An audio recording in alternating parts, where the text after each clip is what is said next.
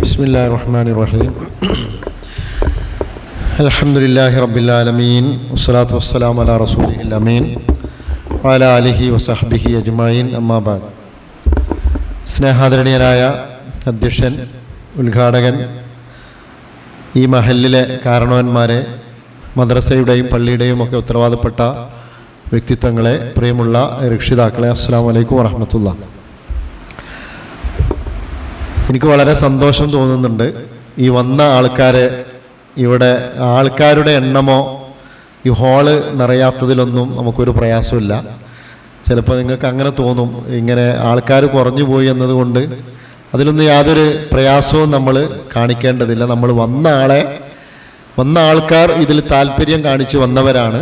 അവർ ഈ മദ്രസയോടും അവരവരുടെ കുട്ടികളോടും കാണിക്കുന്ന ഈ ഒരു താല്പര്യം നമ്മൾ പ്രോത്സാഹിപ്പിക്കുകയും അതിന് നിങ്ങൾക്ക് അല്ലാഹു തക്കതായ പ്രതിഫലം നൽകുകയും ചെയ്യുമാറാകട്ടെ എന്ന് ഞാൻ ആത്മാർത്ഥമായി പ്രാർത്ഥിക്കുകയാണ്. നമുക്ക് കുറച്ച് സമയം നമ്മൾ സംസാരിക്കുകയുള്ളൂ. കാരണം ഉച്ചഭക്ഷണം കഴിഞ്ഞ് ഞായറാഴ്ചയാണ്. നമുക്ക് പറഞ്ഞ ഒരു സമയപരിധിയുണ്ട്. ആ സമയപരിധിക്കുള്ളിൽ നിന്നുകൊണ്ട് നമ്മുടെ മക്കളുടെ മദ്രസ പഠനം, മക്കളുമായി ബന്ധപ്പെട്ട കുറേ കാര്യങ്ങൾ സൂചിപ്പിക്കാനുണ്ട്. പക്ഷേ ഇവിടെ നിങ്ങളെ വിളിച്ചു വരുത്തിയത് മദ്രസയിലെ ഉമ്മമാർ, രക്ഷിതാക്കൾ എന്ന നിലയിലാണ്. അപ്പോൾ നമ്മുടെ മദ്രസയുമായി ബന്ധപ്പെട്ട ചില കാര്യങ്ങൾ നിങ്ങളെ ബോധ്യപ്പെടുത്തേണ്ടതുണ്ട്. നേരത്തെ നമ്മുടെ മൗലവി സൂചിപ്പിച്ചു, ഞങ്ങൾ രാവിലെ 7 മണി മുതൽ ഇതിൻ്റെ മുകളിൽ നിങ്ങളുടെ ടീച്ചേഴ്സിന് വേണ്ടി, നിങ്ങളുടെ ഉസ്താദുമാർക്ക് വേണ്ടിയിട്ടുള്ള പരിശീലനം നടത്തിക്കൊണ്ടിരിക്കുകയാണ്. അപ്പോൾ പല കാര്യങ്ങളും പറഞ്ഞപ്പോൾ അതിനിടയിൽ വെച്ച് തന്നെ അവർ പറഞ്ഞു, ഈ കാര്യങ്ങളിൽ ചിലതെല്ലാം നിങ്ങൾ രക്ഷിതാക്കളോട് കൂടി പറയേണ്ടതാണ്. അപ്പം ഇൻഷാ അല്ലാഹ് ഉച്ച കഴിഞ്ഞ് രക്ഷിതാക്കളൂടെ വരും, അവരോട് കൂടി ചില കാര്യങ്ങൾ സൂചിപ്പിക്കേണ്ടതുണ്ട് എന്ന നിലക്കാണ്. നമ്മൾ 3 കാര്യമാണ് എനിക്ക് നിങ്ങളെ ശ്രദ്ധയപ്പെടുത്താനുള്ളത്. 3 കാര്യം. അതൊന്ന്, നമ്മൾ ഏത് കാലത്താണ് ജീവിക്കുന്നത് എന്നുള്ള ഒരു ബോധം നമുക്കുണ്ടാവണം. ഏത് കാലത്താണ് നമ്മൾ ജീവിക്കുന്നത് എന്നുള്ളതും നമ്മുടെ മക്കൾ ജീവിക്കുന്നത് ഏത് കാലത്താണ് എന്നുള്ള ഒരു ബോധം നമുക്ക് വേണം. അതിനാണ് നമ്മൾ കാലബോധം എന്ന് പറയാം. കാലബോധം. അതുകൊണ്ടാണല്ലോ വൽ അസ്ർ ഇന്നൽ ഇൻസാന ലഫീ ഖുസ്ർ എന്നൊക്കെ പറഞ്ഞത്. അപ്പൊ കാലത്തെ തൊട്ട് സത്യം ചെയ്ത് പറയാൻ കാരണം, ഏത് കാലഘട്ടത്തിലാണ് നമ്മൾ ജീവിക്കുന്നത് എന്ന് രക്ഷിതാക്കളായ നമ്മൾ അറിഞ്ഞെങ്കിലേ നമ്മുടെ കുട്ടികളും നമ്മളും തമ്മിലുള്ള ആ ഒരു ബന്ധത്തിൽ നമ്മൾ അവരോട് എങ്ങനെ പെരുമാറണം, എങ്ങനെയൊക്കെ അവരോട് സംസാരിക്കണം, എന്താണ് അവരോട് പറയേണ്ടത് എന്ന് നമുക്ക് മനസ്സിലാവുള്ളൂ. അല്ലെങ്കിൽ നമ്മൾ തന്തവൈബാന്ന് പറയാം. പിള്ളേര്, പുതിയ പിള്ളേര് നമ്മൾ തന്തവൈബാണ്, നമുക്കൊന്നും അറിയില്ല എന്ന് പറയും. അപ്പം നമ്മൾ ഏത് കാലത്ത് ജീവിക്കുന്നു എന്ന് നമ്മൾ അറിയേണ്ടതുണ്ട്. അപ്പം ആദ്യം നമ്മൾ ജീവിക്കുന്ന കാലം ഏതാണെന്ന് അറിയണം. അപ്പം പെട്ടെന്ന് ഒരു 3 മിനിറ്റ് കൊണ്ട് ഞാൻ ഇതിൽ കുറേ ചിത്രങ്ങൾ കാണിക്കും. ആ ചിത്രങ്ങൾ എന്താന്ന് നിങ്ങളൊന്ന് പറഞ്ഞാൽ മതി കേട്ടോ. നിങ്ങൾക്ക് അറിയുന്ന കാര്യങ്ങളാണ്. സത്യത്തിൽ ഇതിൽ കുട്ടികൾ കൂടി ഉണ്ടായിരുന്നെങ്കിൽ രസകരമായിട്ട് നമുക്ക് പറയാൻ പറ്റുമായിരുന്നു. അപ്പം ഞാൻ കാണിക്കാം, ചിത്രം കാണിക്കട്ടെ. പറഞ്ഞാൽ മതി, നിങ്ങൾ പെട്ടെന്ന് ഉച്ചത്തിൽ പറഞ്ഞാൽ മതി കേട്ടോ. ഇതെന്താ സാധനം? അത്ര ഉഷാറിൽ പറയണം കേട്ടോ. ഇത്ര ഉഷാറിൽ നന്നായിട്ട് നല്ല ഉഷാറിൽ പറയണം. ഓക്കെ. അടുത്തത് ഫേസ്ബുക്ക്. ഉഷാറാണ് കേട്ടോ. ഇപ്പം നമ്മുടെ ഉമ്മമാര്, ഈ ഇപ്പോഴത്തെ രക്ഷിതാക്കൾ എന്ന് പറഞ്ഞാൽ ഒരു പുതിയ തലമുറയാണ്. അപ്പോൾ നിങ്ങൾ വളരെ അപ്ഡേറ്റ്, വളരെ മുന്നോട്ടാണ്. ഓക്കെ, പറഞ്ഞോളൂ. എന്താണ് YouTube? Okay, very good. Instagram. നമ്മുടെ കുട്ടികൾക്ക് ഇൻസ്റ്റഗ്രാമിലാണോ കൂടുതൽ താല്പര്യമുള്ളത്? അവർക്ക് അതിൻ്റെ കൂടെയാണോ ഉള്ളത്? അതല്ല ഫേസ്ബുക്ക്, യൂട്യൂബിലാണോ? ഇപ്പോൾ ഏറ്റവും കൂടുതൽ കുട്ടികൾ എവിടെയാണ്? ഇൻസ്റ്റയിലാണ്. എന്തുകൊണ്ടാണത് കാരണം? എന്താ കാര്യം? നമ്മൾ കാലത്തെ അറിയണമെന്ന് പറയാൻ കാരണം, എല്ലാ കുട്ടികളും ഇൻസ്റ്റയിലാണ് ഇപ്പോൾ കൂടുതലുള്ളത്. ഇൻസ്റ്റയിലാണ് അവർക്ക് അക്കൗണ്ട് ഉള്ളത്. ഇപ്പോൾ എൻ്റെ സ്കൂളിൽ ഈ കഴിഞ്ഞ വെള്ളിയാഴ്ച പള്ളിയിലേക്ക് പോയി. ഇപ്പം മുസ്ലിം കുട്ടികളൊക്കെ പള്ളിയിൽ പോയി. പള്ളിയിൽ നിന്ന് ഇറങ്ങി വരുന്ന പള്ളിയുടെ മുറ്റത്ത് വെച്ച് 9ാം ക്ലാസ്സുകാരും 10ാം ക്ലാസ്സുകാരും തമ്മിൽ പൊരിഞ്ഞ അടി. നല്ല അടിയായിരുന്നു, നല്ല ചവിട്ടും, ഭീകരമായ അടിയാണ്. ഒരു രക്ഷിതാവിന്, ഒരു മാതാവിനും പിതാവിനും അത് കണ്ടു നിൽക്കാൻ പറ്റാത്ത അത്രയും വലിയ അടി പള്ളിയുടെ മുറ്റത്ത് വെച്ച് നടന്നു. അത് സ്കൂളിൽ വിവരത്തി, പ്രശ്നങ്ങളായി. 7 കുട്ടികൾ സസ്പെൻഷനിലാണ് ഇപ്പോൾ, രക്ഷിതാക്കളൊക്കെ വന്നിട്ട്. അപ്പോൾ അതിൻ്റെ കാരണം അന്വേഷിച്ചത് ഇൻസ്റ്റയിൽ പോസ്റ്റ് ചെയ്തു. ഒരു സംഭവം, ഒരു ഫോട്ടോ ഇൻസ്റ്റയിൽ പോസ്റ്റ് ചെയ്തതുമായി ബന്ധപ്പെട്ടതാണ് പ്രശ്നം.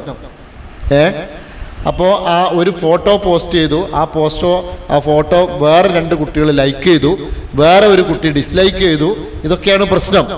നമ്മൾ ബസ്സിൽ യാത്ര ചെയ്യുന്ന രാവിലെ സ്കൂൾ ടൈമിലും വൈകുന്നേരം സ്കൂൾ വിട്ടു വരുന്ന സമയത്തും ബസ്സിൽ യാത്ര ചെയ്യുന്നവരാണെങ്കിൽ നിങ്ങൾക്ക് കുട്ടികളുടെ സംസാരം മനസ്സിലാവും.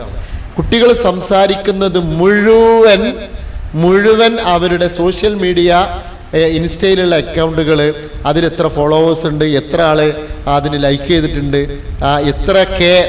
എത്ര കെ പിന്നെ അതിന് ലൈക്ക് ഉണ്ട് എന്നൊക്കെ ഈ വക കാര്യങ്ങൾ മാത്രം സംസാരിക്കാം. ഓക്കെ, എന്തുകൊണ്ടാണ് ഇൻസ്റ്റയിൽ കുട്ടികൾ കൂടുതൽ അതിലേക്ക് മാറാൻ കാരണം എന്താ? വാട്സപ്പോ ഫേസ്ബുക്കോ ഒന്നും അല്ല കുട്ടികൾക്ക് അക്കൗണ്ട് ഉള്ളത്. എല്ലാ കുട്ടികൾക്കും ഇൻസ്റ്റയിൽ അക്കൗണ്ട് ഉണ്ട്. അവർക്ക് സ്വന്തമായി ഫോണില്ല എങ്കിൽ പോലും നിങ്ങളുടെ കുട്ടികൾക്കൊക്കെ ഇൻസ്റ്റയിൽ അക്കൗണ്ട് ഉണ്ട്. ഇല്ലാന്ന് നിങ്ങൾ പറഞ്ഞിട്ട് കാര്യമില്ല. അവർക്ക് ഫോണ് കൊടുക്കുന്നില്ലല്ലോ, ഫോൺ അവർ കിട്ടുന്നില്ലല്ലോ, ഫോൺ അവർ നോക്കുന്നില്ലല്ലോ എന്നൊന്നും പറഞ്ഞിട്ട് കാര്യമില്ല. നിങ്ങളുടെ ഹൈസ്കൂളിലോ UP 7ാം ക്ലാസ് മുതൽ ഹൈസ്കൂളിൽ പഠിച്ചുകൊണ്ടിരിക്കുന്ന നിങ്ങൾക്ക് കുട്ടികളുണ്ടോ, അവർക്കൊക്കെ ഇൻസ്റ്റയിൽ അക്കൗണ്ട് ഉണ്ട്. എന്തുകൊണ്ടാണ് കുട്ടികളെ ഇൻസ്റ്റയിൽ അക്കൗണ്ട് എടുക്കാൻ കാരണം? അതിൻ്റെ പുറകെ പോകാൻ കാരണം എന്താണ്? പറഞ്ഞോ. നിങ്ങൾ തന്തവൈബാണോ, നിങ്ങൾ ഈ കാലത്ത് ജീവിക്കേണ്ടവരാണോ അല്ലേ എന്നുള്ളത് ഞാനിപ്പോൾ പറഞ്ഞുതരാം. എന്താ കാര്യം?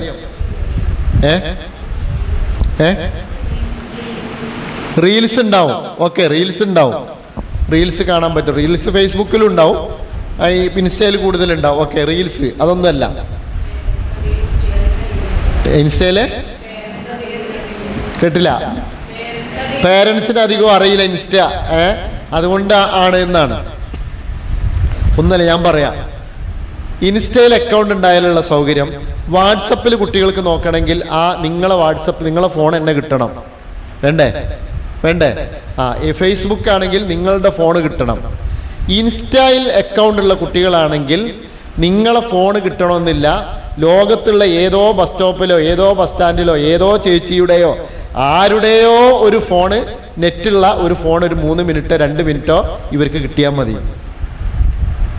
അപ്പോൾ ഇൻസ്റ്റയിൽ അക്കൗണ്ട് തുടങ്ങിയുള്ള സൗകര്യം ഏത് ഫോണിലും, ആരുടെ ഫോണിലും, എവിടെ നിന്ന് വേണമെങ്കിലും, ഏത് സമയത്ത് വേണമെങ്കിലും നമുക്ക് നമ്മുടെ അക്കൗണ്ട് ഓപ്പൺ ചെയ്യാനും നമുക്കതിൽ മെസ്സേജ് അയക്കാനും ആരൊക്കെ നമുക്ക് മെസ്സേജ് അയച്ചു എന്നുള്ളത് കാണാനും അതിന് ലൈക്ക് ചെയ്യാനും പറ്റും എന്നർത്ഥം. അപ്പം നിങ്ങളുടെ കുട്ടിക്ക് ഫോണില്ല, അവൻ അല്ലെങ്കിൽ അവളുടെ കയ്യിൽ ഫോൺ കിട്ടുന്നില്ല, അവളുടെ ഫോൺ നോക്കാറില്ല എന്നല്ല. ഒരു സ്കൂളിൽ 1000 കുട്ടികളുണ്ടെങ്കിൽ ഒരു ഫോൺ ഉണ്ടായാൽ മതി. ഈ എല്ലാ കുട്ടികൾക്കും ആ ഒരൊറ്റ ഫോൺ മാത്രമാണ്. അതല്ലെങ്കിൽ ബസ് കാത്തിരിക്കുന്ന ബസ് സ്റ്റോപ്പിലുള്ള ഏതെങ്കിലും ഒരു ചേച്ചിയുടെ ഒരു ഫോൺ ഒരു 2 മിനിറ്റ് കിട്ടിയാൽ മതി കുട്ടികൾക്ക്. അപ്പോൾ അതാണ് അതിൻ്റെ സൗകര്യം. ഓക്കെ, അത് പോട്ടെ. ഇത് ഇൻസ്റ്റ നിങ്ങൾ പറഞ്ഞു.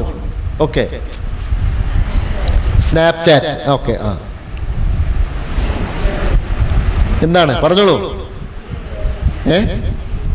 ട്വിറ്റർ, അതിൻ്റെ അപ്പുറത്തുള്ളതോ എക്സ്. എന്താ തമ്മിൽ വ്യത്യാസം എന്താ ഉള്ളത്? നിങ്ങൾ വിട്ടു, നമ്മളത് എപ്പോഴും കഴിഞ്ഞു അല്ലേ? നമ്മൾ ഔട്ട്ഡേറ്റഡ് ആയി, നമ്മളൊന്നിനും പറ്റാത്തവരാണെന്നുള്ള. അപ്പോൾ ഇത് ഇപ്പോൾ എക്സേ ഉള്ളൂ, ഇതില്ല, ട്വിറ്റർ ഇല്ല. ട്വിറ്റർ പോയി, അതിൽ പോയി. ഇപ്പം എല്ലാവരും എക്സിലാണ്. പ്രധാനമന്ത്രി എക്സിൽ കുറിച്ചു എന്നാ പറയാ. ഇപ്പോൾ പണ്ടത്തെ ട്വിറ്റർ ആയിരുന്നു, ഇപ്പോൾ അത് എക്സ് ആയിപ്പോട്ടെ. ഞാൻ അത് ക്ലാസ് എടുക്കാൻ വന്നതല്ല കേട്ടോ, അത് ക്ലാസ് എടുക്കാൻ വന്നതല്ല. നമ്മൾ എവിടെ നിൽക്കുന്നു എന്ന് നമ്മൾ അറിയാൻ വേണ്ടിയാണ്. എന്നാൽ ഇതൊരു ക്ലാസ്സിൽ, ഒരു 5ാം ക്ലാസ് 4ാം ക്ലാസ്സിലുള്ള കുട്ടികൾ ഇവിടെ ഉണ്ടായിരുന്നെങ്കിൽ അവരിങ്ങനെ മണിയായിട്ട് ഇതൊക്കെ പറയുമായിരുന്നു. ഓക്കെ, പറഞ്ഞോളൂ. ടിക്ടോക്ക്. ഓക്കെ, നിങ്ങൾ മോശക്കാരൊന്നുമല്ല. നെറ്റ്ഫ്ലിക്സ്. കഴിഞ്ഞോ? പറഞ്ഞോളൂ. തീർന്നു? നിങ്ങളത് തീർന്നു ഇല്ലേ? എന്നാ നോക്കാം, അടുത്ത് നോക്കാം. ഷോർട്സ്.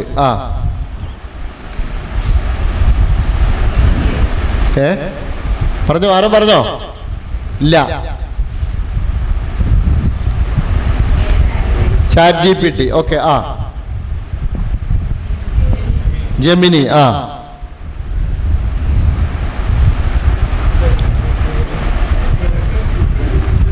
ഏറ്റവും പുതിയതാണ്. ചാറ്റ് GPT പോയി, ജെമിനി പോയി, ഇപ്പൊ ഇതാണ്. പറഞ്ഞോ. കുട്ടികളുണ്ടല്ലോ ഇവിടെ, ചെറിയ ഇല്ലേ, സ്കൂൾ കോളേജ് പഠിക്കുന്നവരാരുണ്ടോ? ഇല്ല. ഇത് ക്ലൗഡ് എന്ന് പറഞ്ഞ സാധനം, ക്ലൗഡ്. ഇനി പുതിയ പുതിയ സാധനം വന്നുകൊണ്ടിരിക്കുകയാണ്. അപ്പൊ ഞാൻ ജസ്റ്റ് ഇത് കാണിച്ചെന്തിനാണെന്നറിയോ? നമ്മളെവിടെ നിൽക്കുന്നു എന്നറിയാൻ. കുട്ടികൾ ഇപ്പൊ എവിടെയാണ് ഉള്ളത്? ചാറ്റ് GPT ഒക്കെ എന്നോ പോയി. നമ്മളിപ്പോ ചാറ്റ് GPT എന്ന് പറഞ്ഞ സാധനം കേൾക്കുന്നേ ഉള്ളൂ. അപ്പൊ പുതിയ അപ്ഡേഷനുകൾ വന്നുകൊണ്ടിരിക്കുകയാണ്. ഈ ഒരു ലോകത്താണ് യഥാർത്ഥത്തിൽ നമ്മളെ മക്കളുള്ളത്. ഇതെന്താ അറിയില്ലേ? ഇതും കൂടി ആയാൽ നമ്മുടെ കുട്ടികൾക്ക് എന്തായി? വേറൊന്നും അറിയണ്ട. അപ്പൊ നമ്മുടെ മക്കൾ സോഷ്യൽ മീഡിയയുടെ ഒരു ലോകത്താണ്. അതുപോലെ തന്നെ അവർക്ക് നല്ല ഫുഡ് കിട്ടണം, മുതിർന്നവരാണെങ്കിൽ ഒരു വാഹനം കിട്ടണം. ഇങ്ങനെ ആയിക്കഴിഞ്ഞാൽ അവരുടെ ജീവിതം കളർഫുള്ളായി എന്നുള്ളതാണ്. ഈ ഒരു അവസ്ഥയിലാണ് ഞാൻ നിങ്ങളോട് പറഞ്ഞത്. ഏത് കാലത്താണ് നമ്മൾ ജീവിക്കുന്നത് എന്ന് അറിയാതെ പോയാൽ ബെഞ്ച് എന്ന് പറഞ്ഞാൽ എന്താ കേട്ടിട്ടുണ്ടോ? ഇവളെന്റെ ബെഞ്ചാന്ന് പറയും, അല്ലെങ്കിൽ അവൻ എൻ്റെ ബെഞ്ചാണ്. അറിയോ? ഒക്കെ ഉണ്ട്. സ്കൂളിലെ കുട്ടികളുമായിട്ട്, അതേപോലെ ആ പ്രായത്തിലുള്ള കുട്ടികളുമായിട്ട് നമ്മൾ സംസാരിക്കണം. ആ പ്രായത്തിലുള്ള മക്കൾ നിങ്ങൾക്കുണ്ടെങ്കിൽ അവരുടെ ഭാഷയും അവരുടെ കാര്യങ്ങളും നമ്മൾ സംസാരിച്ചുകൊണ്ടേയിരിക്കണം. അവൻ എൻ്റെ ബെഞ്ചാന്ന് പറയാൻ കാരണം കുട്ടികൾ തമ്മിൽ പല പ്രശ്നങ്ങളും ഉണ്ടാവും. അപ്പോൾ ഓഫീസിലേക്ക് വിളിച്ച് അല്ലെങ്കിൽ ഈ കുട്ടികളോട് സംസാരിച്ച് നോക്കിയാൽ ബെഞ്ചാന്ന് പറഞ്ഞത് ഞങ്ങൾ തമ്മിൽ ഇഷ്ടമാണ്. ഇപ്പൊ തൽക്കാലം ഞാൻ അവനവിടെ തൽക്കാലം അവിടെ സ്റ്റെപ്പിനി അവിടെ വെച്ചതാണ്. വേറൊരുത്തനുണ്ട്, അവനും ഞങ്ങൾ തമ്മിൽ സെറ്റാവാൻ നോക്കട്ടെ. സെറ്റാവില്ലെങ്കിൽ ഈ ബെഞ്ചിനെ ഞാൻ എടുത്ത് ഒറിജിനൽ ഇവനാക്കുന്നതാണ്. അപ്പൊ ബെഞ്ചാക്കി വെച്ചു എന്ന് പറഞ്ഞാൽ തൽക്കാലം സ്റ്റെപ്പിനി ആക്കി അവിടെ വെച്ചു എന്നർത്ഥം. ഇങ്ങനെ കുറേ സംഭവങ്ങൾ ഇസ്ലാം കുട്ടികളുടെ സംസാരത്തിൽ. അപ്പൊ കുട്ടികളുടെ ഭാഷ പോലും അവർ പ്രയോഗിക്കുന്ന, നമ്മളൊക്കെ കാലത്ത് അടിപൊളി എന്നൊക്കെ പറഞ്ഞിരുന്നു അല്ലേ? അടിപൊളി എന്നൊക്കെ പറഞ്ഞ പോലെയുള്ള പുതിയ തൂക്കുക അല്ലേ? തൂക്കി. മുഖ്യമന്ത്രിയെ പറ്റി കുട്ടികൾ എന്താ പറഞ്ഞത്? പൂക്കി എന്നാണ്. പൂക്കി. മുഖ്യമന്ത്രി, പുതിയ മുഖ്യമന്ത്രി ആള് പൂക്കിയാണെന്നാണ്. അപ്പൊ പൂക്കി എന്ന് പറഞ്ഞാൽ നമ്മളുടെ അടിപൊളിയാണെന്നാ പറഞ്ഞതിന്റെ അർത്ഥം. ആള് സൂപ്പറാണ് അല്ലെങ്കിൽ ആള് അടിപൊളിയാണെന്നുള്ളതിന് കുട്ടികൾ പറയുന്ന വാക്കാണ് പൂക്കിയാണ്. അപ്പോ കുട്ടികളുടെ ഭാഷ പോലും നമുക്ക് അറിയാൻ പറ്റാത്ത അത്രയും നമ്മളും ആ കുട്ടികളും തമ്മിലുള്ള ജനറേഷൻ ഗ്യാപ്പ് വന്നുപോയി. അവിടെ നമ്മൾ ജീവിക്കുന്ന കാലഘട്ടം, നമ്മളെ കുട്ടികൾ ജീവിക്കുന്ന കാലഘട്ടം നമ്മൾ അറിയാതെ പോകരുത്. അവിടെയാണ് എനിക്ക് രക്ഷിതാക്കളോട് പറയാനുള്ളത്. ഈ ആയത്ത് മൊത്തത്തിൽ ഓതി ഞാൻ വിശദീകരിക്കാൻ ഉദ്ദേശിക്കുന്നില്ല. അതിൽ ആ റെഡിൽ എഴുതിയ കാര്യങ്ങളും നിങ്ങൾ കേട്ടതാണ്. യാ അയ്യുഹല്ലദീന ആമനു, പിന്നെന്താ? ഖൂ അൻഫുസക്കും വഅഹ്ലീകും നാറ അല്ലേ? ബാക്കി കുറേ ഉണ്ട്. ഇത് വിശദമായി പല സന്ദർഭങ്ങളിൽ നമ്മൾ കേട്ടതാണ്. അർത്ഥവും നമുക്കറിയാം. സത്യവിശ്വാസികളെ, നിങ്ങളെയും നിങ്ങളുടെ കുടുംബാംഗങ്ങളെയും നരകത്തിൽ നിന്ന് കാത്തുകൊള്ളണം. നമുക്ക് ഓരോരുത്തർക്കും നമ്മൾ നരകത്ത് പോകരുത് എന്നുള്ളത് നമ്മുടെ ഉത്തരവാദിത്തമാണ്. നമ്മൾ മാത്രമല്ല, നമ്മുടെ മക്കളും നരകത്തിൽ പോകാതിരിക്കണം എന്നുള്ളത് നമ്മുടെ ഉത്തരവാദിത്വമാണ്. അള്ളാഹു നമ്മളോട് കൽപ്പിച്ചിട്ടുണ്ട്. ഈ ആയത്തിനെ വിശദീകരിച്ചുകൊണ്ടുള്ള 2 തഫ്സീറുകളുണ്ട്. ഒന്ന് അലി റളിയല്ലാഹു അൻഹു പറഞ്ഞതാണ്. ഈ കുട്ടികൾ, നമ്മുടെ മക്കളും കുടുംബാംഗങ്ങളും നരകത്തിലേക്ക് പോകാതിരിക്കണമെങ്കിൽ എന്താണ് നിങ്ങൾ ചെയ്യേണ്ടത് എന്ന് പറയുന്നുണ്ട്. ഖാല അലിയുൻ റളിയല്ലാഹു അൻഹു ഫീ തഫ്സീരിഹാ. അലി റളിയല്ലാഹു അൻഹു ഖൂ അൻഫുസക്കും വഅഹ്ലീകും നാറ എന്ന സൂറത്തു തഹരീമിലെ ആയത്തിനെ വിശദീകരിക്കുന്നിടത്ത് പറഞ്ഞ തഫ്സീർ അദ്ദിബൂഹും വഅല്ലിമൂഹും എന്നാണ്. നിങ്ങൾ നിങ്ങളുടെ കുട്ടികളെ അദബ് പഠിപ്പിക്കുക. അദബ് എന്ന് പറയുന്നത് കുട്ടികൾ അവരുടെ പെരുമാറ്റ മര്യാദകൾ, അവരുടെ സംസ്കാരം, അവർ ആൾക്കാരുമായി ഇടപഴകേണ്ടത്, സോഷ്യൽ മാനേഴ്സ്, സോഷ്യൽ എത്തിക്കേറ്റ്സ് എന്നൊക്കെ പറയുന്ന പെരുമാറ്റ മര്യാദകൾ, ആൾക്കാരുമായി ഏത് സദസ്സിലും എവിടെയും ആരാണ്, എവിടെയാണ്, എപ്പോഴാണ്, എങ്ങനെയാണ്, ഏതൊക്കെ സന്ദർഭങ്ങളിൽ ആരോടൊക്കെ എങ്ങനെയൊക്കെ ഇടപഴകുകയും പെരുമാറുകയും ചെയ്യണം എന്ന ആ ഒരു മാനേഴ്സിനെയാണ് നമ്മൾ അദബ് എന്ന് പറയുക. ഈ അദബ് നിങ്ങൾ കുട്ടികൾക്ക് പഠിപ്പിച്ചു കൊടുക്കുക. പിന്നെ വഅല്ലിമൂഹും, നിങ്ങൾ അവർക്ക് ഇൽമു പകർന്നു നൽകുക എന്നാണ്. ഇപ്പൊ 2 കാര്യങ്ങളാണ് നമ്മുടെ മക്കൾ നരകത്തിലേക്ക് പോകാതിരിക്കാൻ നമുക്ക് ചെയ്യാനുള്ളത്. ഒന്ന്, നമ്മൾ അവർക്ക് അദബ് പഠിപ്പിക്കുക. മറ്റൊന്ന്, അവർക്ക് യഥാർത്ഥത്തിലുള്ള ഇൽമു നൽകുക. ഈ 2 കാര്യമാണ് യഥാർത്ഥത്തിൽ നമ്മുടെ മദ്രസകളിൽ നിന്ന് നമ്മൾ നിർവഹിച്ചുകൊണ്ടിരിക്കുന്നത്. നമുക്ക് ചെയ്യാൻ പറ്റുന്ന ഏറ്റവും വലിയ കാര്യം, എൻ്റെ കുട്ടിയെ നരകത്തിൽ നിന്ന് കാത്തുരക്ഷിക്കുകയും അവനെ സ്വർഗത്തിലേക്ക് വഴി നടത്തുകയും ചെയ്യാനുള്ള 2 മാർഗങ്ങളാണ് എനിക്ക് സ്വന്തമായി ഈ കുട്ടിയെ ഇരുത്തി അദബും സംസ്കാരവും ദീനും എല്ലാ കാര്യങ്ങളും പഠിപ്പിച്ചു കൊടുക്കാൻ കഴിയില്ല, സമയമില്ല, അല്ലെങ്കിൽ അത് പ്രായോഗികമല്ല. അതുകൊണ്ട് എൻ്റെ നാട്ടിൽ ഈ 2 കാര്യവും ചെയ്യുന്ന കൃത്യമായി അദബും ഇൽമും പഠിപ്പിച്ചു കൊടുക്കുന്ന സംവിധാനമാണ് ദീനീ സ്ഥാപനങ്ങൾ. നമ്മുടെ മദ്രസ എന്ന് പറയുന്നത് അതാണ്.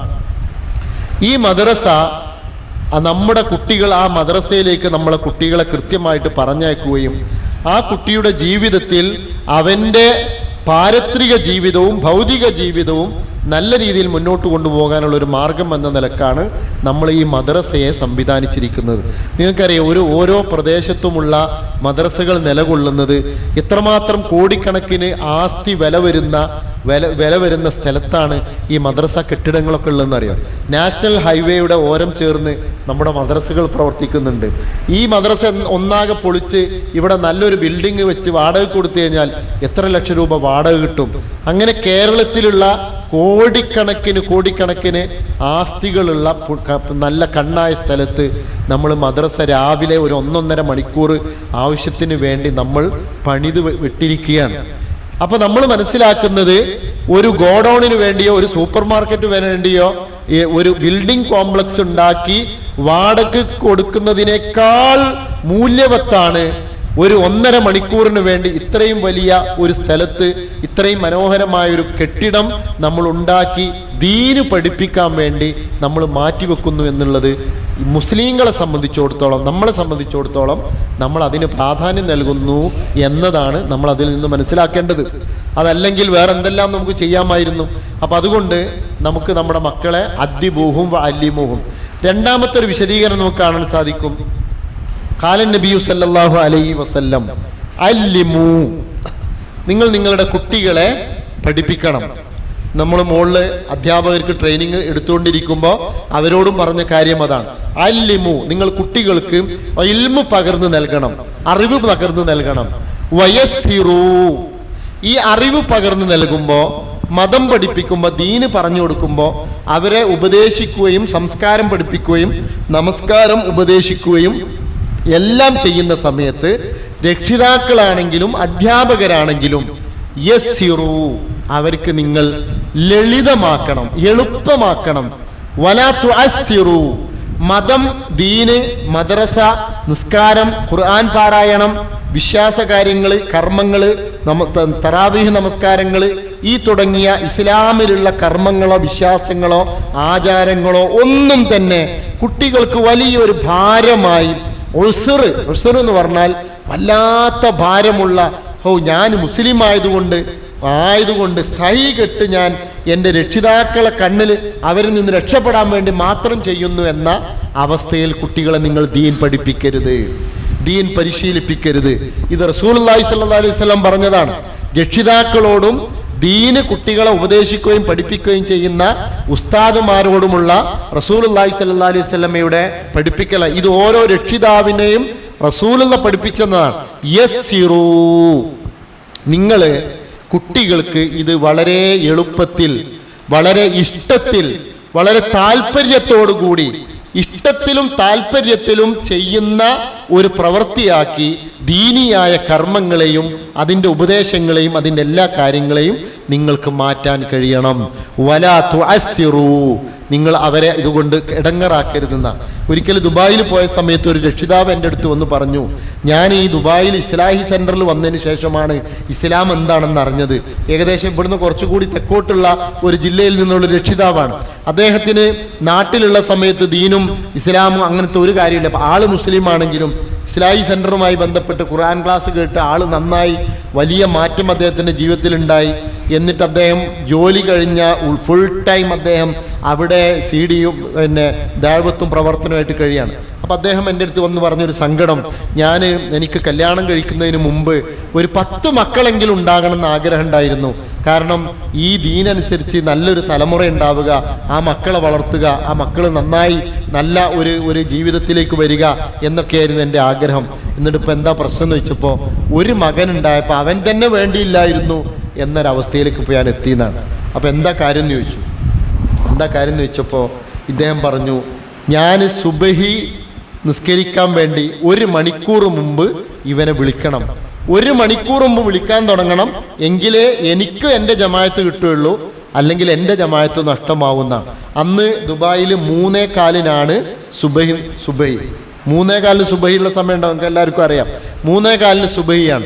3:15 സുബഹിക്ക് ഇയാൾക്ക് പള്ളിയിലെത്തണമെങ്കിൽ ഇവനെ എത്ര സമയം വിളിക്കാൻ തുടങ്ങണം? 2:15 വിളിക്കാൻ തുടങ്ങണം. 2:15 വിളിച്ച് തുടങ്ങിയെങ്കിലേ അതും ഒരു 10-15 പ്രാവശ്യം വിളിച്ച് പിടിച്ച് വലിച്ച് പുതപ്പ് വലിച്ചിട്ട് നിലത്തേക്കൊക്കെ വലിച്ചിട്ടാലേ ഇവൻ എൻ്റെ കൂടെ പള്ളി വരുള്ളൂ, അല്ലെങ്കിൽ എനിക്കും ജമാഅത്തുണ്ടാകും. ഏതായിരുന്നു, നിങ്ങൾ നാളെ അവനും കൂട്ടി വാന്ന് പറഞ്ഞു. ഈ പാവപ്പെട്ട ഒരു ഞാൻ ആ രക്ഷിതാവിന് ഞാൻ ഒരിക്കലും കുറ്റം പറയില്ല.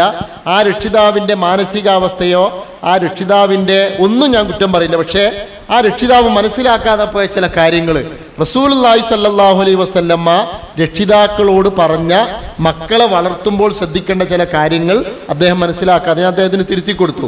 അദ്ദേഹം പിറ്റേ ദിവസം ജോലി കഴിഞ്ഞ് വരുമ്പോൾ മകനെയും കൂട്ടി വന്നു. 9 വയസ്സുള്ള 4ാം ക്ലാസ്സിൽ പഠിക്കുന്ന ഒരു മകനെയാണ് 2:15 ഇയാൾ വിളിച്ചുണർത്തുന്നത്. അപ്പം ആരെടുത്താ തകരാറ്? 9 വയസ്സുള്ള 4ാം ക്ലാസ്സിൽ പഠിച്ചുകൊണ്ടിരിക്കും, 10 വയസ്സ് പോലും ആയിട്ടില്ല, നിസ്കരിച്ചിട്ടില്ലെങ്കിൽ അടിക്കണം എന്ന് റസൂലുള്ള പറഞ്ഞ പ്രായം പോലും എത്താത്ത 9 വയസ്സുള്ള. അപ്പം ഇയാൾ 1 കൊല്ലം മുമ്പ് വിളിക്കാൻ തുടങ്ങിയിട്ടുണ്ട്. 8ാം ക്ലാസ്സിൽ ഇവൻ 2ാം ക്ലാസ്സിൽ 3ാം ക്ലാസ്സിൽ എത്തിയ കാലത്ത്, അതിൻ്റെ മുമ്പത്തെ കഥ ഞാൻ ചോദിച്ചിട്ടില്ല. അപ്പം അന്ന് തുടങ്ങിയിട്ടുണ്ട് ഇവനെ വിളിക്കാൻ. സത്യത്തിൽ ഇവൻ 2 ഗൾഫിലൊക്കെ ഉള്ള കുട്ടികൾക്കറിയാം, അവരവിടെ കിടന്നുറങ്ങണമെങ്കിൽ തന്നെ 11-12 മണി 1 മണിയാവും കിടന്നുറങ്ങാൻ. ഒരു 12 മണി 1 മണിക്ക് ഉറങ്ങിയ കുട്ടിയെ 2:15 സുബൈക്ക് വിളിച്ചുണർത്തിയാൽ അവിടെ തകരാറ് സംഭവിച്ചത് ആർക്കാണ്? ഈ രക്ഷിതാവിനാണ്. ഇതാണ് ഞാൻ പറഞ്ഞത്, അവനവൻ്റെ മക്കളെ ദീനിയായ കാര്യങ്ങൾ പറഞ്ഞ് പഠിപ്പിച്ച് ഉപദേശിക്കുമ്പോൾ നമ്മളെ മനസ്സിലുള്ള ചില സങ്കല്പം വെച്ചിട്ട് ഒരിക്കലും കുട്ടികളെ നിങ്ങൾ പഠിപ്പിക്കുകയോ ഉപദേശിക്കുകയോ ചെയ്യരുത്. ഞാൻ ഉസ്താദുമാരോട് പറഞ്ഞത് അതാണ്, നിങ്ങൾ പഠിച്ച കാലത്തും നിങ്ങൾ വളർന്ന സാഹചര്യത്തിലും നിങ്ങളുടെ സങ്കല്പം വെച്ചിട്ട് നിങ്ങൾ മദ്രസയിലെ കുട്ടികളെ നിങ്ങൾ പുറത്താക്കുകയോ അടിക്കുകയോ ശിക്ഷിക്കുകയോ അവരെ പഠിപ്പിക്കുകയോ ചെയ്യരുത്. റസൂലുള്ളാഹി സ്വല്ലല്ലാഹു അലൈഹി വസല്ലമ കുട്ടികളെ ദീന് പഠിപ്പിക്കാൻ ഉപയോഗിച്ച ഒരു മെത്തഡോളജി ഉണ്ട്, ഒരു സ്ട്രാറ്റജി ഉണ്ട്. ആ സ്ട്രാറ്റജി റസൂലുള്ളാഹി സ്വല്ലല്ലാഹു അലൈഹി വസല്ലമയുടെ കൂടെ നടന്ന ആൾക്കാരാണ് അനസ് ബിൻ മാലിക് റളിയല്ലാഹു അൻഹും അലി റളിയല്ലാഹു അൻഹും ഒക്കെ. അനസ് റളിയല്ലാഹു അൻഹു വളരെ കൊച്ചിലെ റസൂലുള്ളാഹി സ്വല്ലല്ലാഹു അലൈഹി വസല്ലമയുടെ കൂടെ കൂടിയ ആളാണ്. ആ സ്വഹാബിയായ അനസ് റളിയല്ലാഹു അൻഹു പിന്നീട് മുതിർന്ന സമയത്ത് അള്ളാഹുവിൻ്റെ പ്രവാചകൻ സല്ലല്ലാഹു അലൈഹി വസല്ലമയെ പറ്റി പറഞ്ഞ കാര്യങ്ങൾ നമ്മൾ എത്രയോ പ്രാവശ്യം കേട്ടതാണ്. ഒരു രക്ഷിതാവ് അല്ലെങ്കിൽ ഒരു ഉസ്താദിനെ സംബന്ധിച്ച്, ഒരു രക്ഷിതാവിനെ സംബന്ധിച്ച് ഏതെങ്കിലും ഒരു കുട്ടി അങ്ങനെ പറയുമോ എന്ന് സംശയമാണ്. കാരണം എന്താണെന്ന് വെച്ചാൽ, ഇത്ര കാലം ഞാൻ റസൂലുള്ളാഹി സ്വല്ലല്ലാഹു അലൈഹി വസല്ലമയുടെ കൂടെ ജീവിച്ചിട്ട് ഏതെങ്കിലും ഒരു സന്ദർഭത്തിൽ എന്നോട് നീ എന്താ അങ്ങനെ ചെയ്തു കളഞ്ഞത്, നീ എന്താ ഇങ്ങനെ ചെയ്യാതിരുന്നത്, അത് ശരിയായില്ലല്ലോ, ഇത് ശരിയല്ലല്ലോ എന്നൊരു വാക്ക് പോലും എന്നോട് ഒരു കുട്ടി എന്ന നിലക്ക് റസൂലുള്ളാഹി സ്വല്ലല്ലാഹു അലൈഹി വസല്ലം പറഞ്ഞിട്ടില്ല. എന്നാൽ നമ്മൾ എന്താ ചെയ്യുക? നമ്മളുടെ മാനസികാവസ്ഥ വെച്ചിട്ടും നമ്മളുടെ ഈമാൻ വെച്ചിട്ടും നമ്മളെ തഖ്വ വെച്ചിട്ടും നമ്മളെ കുട്ടികളെ ശിക്ഷിക്കുവാനും ശാസിക്കുവാനും നന്നാക്കാനും വേണ്ടി ഉള്ള ശ്രമങ്ങളാണ് നമ്മളെ ഭാഗത്തു നിന്നുണ്ടാകാറ്. അതുകൊണ്ട് നമ്മൾ ചില കാര്യങ്ങൾ ഈ കുട്ടികളുടെ സമയവും പ്രായവും ലോകവും കാലവും ഒക്കെ മനസ്സിലാക്കണം. ഇപ്പോൾ ഫുട്ബോൾ നടന്നുകൊണ്ടിരിക്കുന്ന സമയമാണ്. ഏതെങ്കിലും കുട്ടികളോട് നിങ്ങൾ കളി കാണരുത് എന്ന് പറഞ്ഞ് പിന്നെ കേബിളൊക്കെ കട്ട് ചെയ്ത് ഓഫാക്കി ടി വി ഒക്കെ എടുത്ത് പൂട്ടി വെച്ച് എന്ത് കാര്യമുള്ളത്? കാര്യമുണ്ടോ? ഇല്ല. അപ്പോൾ അവിടെ ചില രക്ഷിതാവ്, എനിക്കറിയാം 1-2 രക്ഷിതാക്കൾ ഈ കേബിൾ കട്ട് ചെയ്തു, ടി വി എടുത്ത് അത് അവിടെ നിന്ന് എടുത്ത് മുകളിൽ റാക്കിൻ്റെ മുകളിലിട്ടു. കാരണം അങ്ങനെ കളി കാണണ്ട. അപ്പോൾ എന്താ പ്രശ്നം? കളി കാണുന്നത് മാത്രമല്ല അവിടെ പ്രശ്നം, അതിൻ്റെ ഇടയിൽ ചിലപ്പോൾ മ്യൂസിക്കും പാട്ടും ഒക്കെ ഉണ്ടാവുന്നതാണ്. എന്താ ചെയ്യുക? ഒരു രക്ഷിതാവ് അതൊന്ന് മനസ്സിലാക്കി ഈ കുട്ടി സത്യത്തിൽ ഈ ഒരു ചില സ്വാതന്ത്ര്യം നമ്മൾ നൽകി ആ കളി കണ്ടോട്ടെ എന്ന് വെച്ചാൽ ഉറപ്പായിട്ടും ഈ രക്ഷിതാവ് ഒരു കുഴപ്പമില്ല, കളി കണ്ടോ, 12 മണിക്കാണ് കളി എന്നറിയാലോ, 1 മണി 1:30 കിടക്കാന്നറിയാലോ, ഒരു കുഴപ്പമില്ല, സുബൈക്ക് കൃത്യസമയത്ത് എഴുന്നേൽക്കേണ്ടി വരും, 4:45 ഇപ്പോൾ ബാങ്ക്, അത് നിനക്കറിയാലോ, ഇപ്പോൾ ഒരു കുഴപ്പമില്ല, ഈ കുട്ടി കറക്റ്റായിട്ട് 4:45 എഴുന്നേൽക്കും, ഒരു സംശയമില്ല. എന്നാൽ തിരിച്ചാണെങ്കിലോ, ഈ കുട്ടി വേണമെങ്കിൽ സുബൈക്ക് എഴുന്നേറ്റെന്ന് വരും. ആ കുട്ടി ആർക്ക് വേണ്ടി നിസ്കരിച്ചെന്നറിയോ? ഈ വാപ്പക്ക് വേണ്ടിയാണ് നിസ്കരിച്ചത്. 2 റക്അത്ത് കിട്ടാത്ത ഒരു കുട്ടി നിസ്കരിച്ച് അവസാനം അത്തഹിയ്യാത്തിൽ വാപ്പയെ പേടിച്ച് സലാം വീട്ടി അവിടെ ഇരുന്ന രക്ഷിത ഒരു കുട്ടിയെ എനിക്കറിയാം. സലാം വീട്ടി അവിടെ ഇരുന്നു. ഒരു റക്കായത്തെ കിട്ടിയിട്ടുള്ളൂ. രണ്ടാമത്തെ റക്കായത്തിന് എഴുന്നേറ്റാൽ ഇയാൾ തിരിഞ്ഞു നോക്കും. തിരിഞ്ഞു നോക്കിയാൽ വീട്ടിലെത്തിയാൽ കെട്ടിയിട്ട് അടി കൊടുക്കും. ഇങ്ങനത്തെ രക്ഷിതാക്കളുണ്ട്. അപ്പം അതുകൊണ്ട് ഞാൻ പറഞ്ഞു വന്നത്, ഇത്രയും സമയം ഞാൻ പറഞ്ഞു വന്നത് വെച്ചാൽ റസൂലുള്ളാഹി സ്വല്ലല്ലാഹു അലൈഹി വസല്ലം പറഞ്ഞു, അല്ലിമൂ, നിങ്ങൾ നിങ്ങളുടെ കുട്ടികളെ ദീന് പഠിപ്പിക്കുമ്പോൾ, നിങ്ങൾ നിങ്ങളുടെ കുട്ടികൾക്ക് ഇൽമു പകർന്നു നൽകുമ്പോൾ അത് ലളിതമായ ഒരു കാര്യമാണ്, എനിക്ക് സ്വീകരിക്കാൻ പറ്റുന്ന ഒരു സംഗതിയാണ്, എനിക്ക് ഉൾക്കൊള്ളാൻ പറ്റുന്ന ഒരു കാര്യമാണ്. എനിക്ക് 3 ആൺകുട്ടികളുണ്ട്. ഈ 3 ആൺകുട്ടികളിൽ ഒരുത്തനെ ഈ പറഞ്ഞ പോലെ തന്നെ 10 പ്രാവശ്യം വിളിച്ചാലേ ചിലപ്പോൾ അവന് എൻ്റെ കൂടെ പള്ളിയിലേക്ക് വരുള്ളൂ. ചിലപ്പോൾ 10 പ്രാവശ്യം വിളിച്ചാലും വരൂല. അവസാനം അത്തഹിയ്യാത്തിലായിരിക്കും ഇപ്പം പള്ളിയിലെത്തുക. എന്നാൽ ഒരാള് ഞാൻ എഴുന്നേൽക്കുന്നതിന് മുമ്പ് ഉണർന്ന് എഴുന്നേറ്റ് ഒളുവെടുത്ത് നമ്മളെ പോകാൻ വേണ്ടി അവിടെ കാത്ത് പുറത്തവിടെ ഇരിക്കുന്നുണ്ടാവും. അത് രണ്ടും എൻ്റെ മക്കളാണ്. രണ്ടും എൻ്റെ മക്കളാണ്. അപ്പോൾ ഒരാളെ നമ്മൾ വിളിച്ചാലും ഉണരാത്തവനാണ്, രണ്ടാമത്തെ ആൾ വിളിക്കുന്നതിന് മുമ്പ് ഉണരുന്നവനാണ്. അപ്പോൾ കുട്ടികളിൽ വ്യത്യാസങ്ങൾ ഉണ്ടാവും. ഒരു വീട്ടിൽ തന്നെ 2, 3, 4 മക്കളുണ്ടെങ്കിൽ ഈ 3, 4 മക്കളും നമ്മൾ വിചാരിച്ച പോലെ തന്നെ ആകണം, നമ്മളെ രീതിയിൽ തന്നെ വരണം എന്ന് വിചാരിക്കാം. പക്ഷേ എല്ലാ കുട്ടികളും അങ്ങനെ ആയിക്കൊള്ളുന്നില്ല. അത് ഞാൻ പറഞ്ഞത് എന്താണെന്ന് വെച്ചാൽ ഇത് പ്രധാനപ്പെട്ട ഒരു പോയിന്റാണ്. എന്നിട്ട് പറഞ്ഞു, വ ഇദാ ഗളിബ്ത, ഒരു ഉസ്താദിനോടും ഒരു അധ്യാപകനോടും റസൂലുള്ള പറയാണ്, നിന്റെ മക്കളെ നീ പഠിപ്പിക്കുമ്പോൾ, ശാസിക്കുമ്പോൾ, ഉപദേശിക്കുമ്പോൾ, കാര്യങ്ങൾ പറയുമ്പോൾ നിനക്ക് ദേഷ്യം വരും. വഇദാ ഗളിബ്ത, നിനക്ക് ദേഷ്യം വന്നാൽ ഫസ്കുത്, 3 പ്രാവശ്യം പറഞ്ഞിട്ടോ, 3 പ്രാവശ്യം. വഇദാ ഗളിബ്ത ഫസ്കുത്, വഇദാ ഗളിബ്ത ഫസ്കുത്. നിനക്ക് ദേഷ്യം വന്നാൽ, സ്വാഭാവികമായും ദേഷ്യം വരും. ദേഷ്യം വരല് 2-3 കാര്യങ്ങളിലാണ്. ഒന്ന്, മൊബൈൽ ഫോണ് നമ്മൾ പറഞ്ഞ സമയത്ത് അവൻ വെക്കുന്നില്ല, മൊബൈൽ ഫോണ് അവന് തരുന്നില്ല, ഫുൾ ടൈം ഫോണിലാണ്, സ്വാഭാവികമായിട്ടും ദേഷ്യം വരും അല്ലേ? നിസ്കരിക്കാൻ പറഞ്ഞാൽ കൃത്യസമയത്ത് നിസ്കരിക്കുന്നില്ല, നമ്മൾ പറഞ്ഞ സമയത്ത് തന്നെ ജമാഅത്തിലേക്ക് എത്തുന്നില്ല, അപ്പം നമുക്ക് ദേഷ്യം വരും. അതേപോലെ തന്നെ പഠിക്കാൻ പറഞ്ഞാൽ, ഇങ്ങനെയുള്ള 2-3 കാര്യങ്ങളിലാണ് സ്വാഭാവികമായും നമുക്ക് ദേഷ്യം വരിക. എന്തുകൊണ്ട് പ്രവാചകൻ സല്ലല്ലാഹു അലൈഹി വസല്ലമ മക്കളെ പഠിപ്പിക്കുന്ന വിഷയത്തിൽ നിങ്ങൾക്ക് ദേഷ്യം വന്നാൽ മിണ്ടാതിരിക്കണം, പിന്നെ ഒരക്ഷരം പറയരുത് എന്നാണ്. മിണ്ടണ്ട, നിങ്ങൾ സംസാരിക്കണ്ട, അവിടുന്ന് പോയേക്കുക. ഇത് ഭയങ്കരമായ ഒരു സൈക്കോളജിക്കൽ അപ്രോച്ചാണ് റസൂലുള്ളാഹി സ്വല്ലല്ലാഹു അലൈഹി വസല്ലം പറഞ്ഞത്. ദേഷ്യം എന്നുള്ളത് മനുഷ്യനിൽ ഉണ്ടാകുന്ന ഒരു വികാരമാണ്. അൽ ഗളബ് മിനശ് ശൈത്വാൻ എന്ന് പറഞ്ഞു. ഗളബ് എന്നുള്ളത് ശൈത്താന്റെ ഭാഗത്തു നിന്നാണ്, പിശാചാണത്. ഗളബ് വന്നു കഴിഞ്ഞാൽ ആ മനുഷ്യന്റെ ഹൈപ്പോതലാമസിൽ നിന്ന് ഒരു പ്രത്യേകമായ ഹോർമോൺ പ്രൊഡ്യൂസ് ചെയ്യും. ദേഷ്യം എന്നുള്ളൊരു വികാരമാണ്.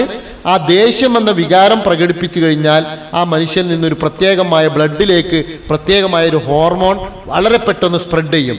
ഹോർമോൺ സ്പ്രെഡ് ചെയ്ത് കഴിഞ്ഞാൽ പിന്നെ ആ മനുഷ്യനെ സംബന്ധിച്ചിടത്തോളം അയാൾക്ക് ശരിയായ രീതിയിലുള്ള പ്രാക്ടിക്കലായിട്ടുള്ള അതല്ലെങ്കിൽ ക്രിയേറ്റീവ് ആയിട്ടുള്ള ഒരു തിങ്കിങ് കപ്പാസിറ്റി അയാൾക്ക് നഷ്ടപ്പെടുന്നതാണ്.